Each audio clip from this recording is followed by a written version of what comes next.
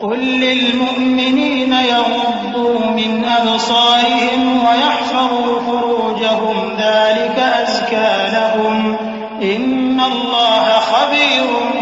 بما يصنعون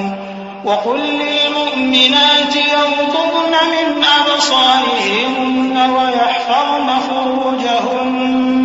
ولا يبدين زينتهن إلا ما ظهر منها وليضربن بخمرهن على جيوبهن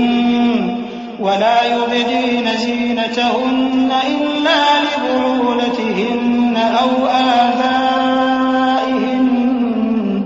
أو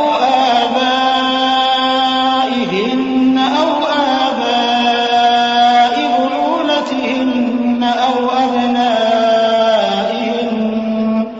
أو أبناء بعولتهن أو إخوانهن أو بني إخوانهن أو بني أخواتهن أو نسائهن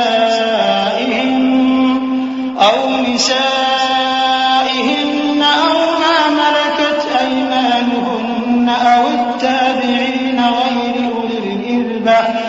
التابعين غير أولي الإربة من الرجال أو الطفل الذين لم يظهروا على عورات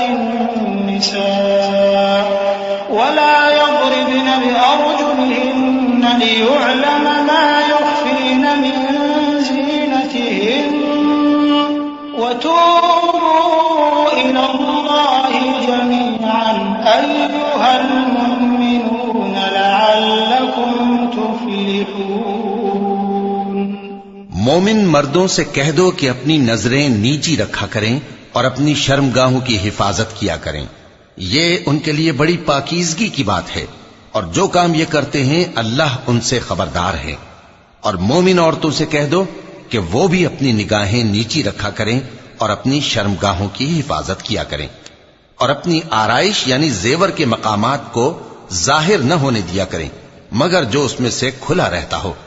اور اپنے سینوں پر اوڑھنیاں اوڑھے رہا کریں، اور اپنے خاوند اور باپ اور خسر اور بیٹوں اور خاوند کے بیٹوں اور بھائیوں اور بھتیجوں اور بھانجوں اور اپنی جیسی مومن عورتوں اور لونڈی غلاموں کے سوا نیز ان خدام کے جو عورتوں کی خواہش نہ رکھیں، یا ایسے لڑکوں کے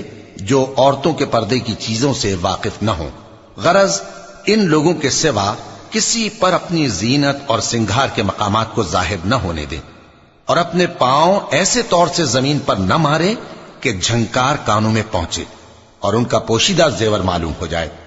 اور مومنوں سب اللہ کے آگے توبہ کرو تاکہ فلاح پاؤ۔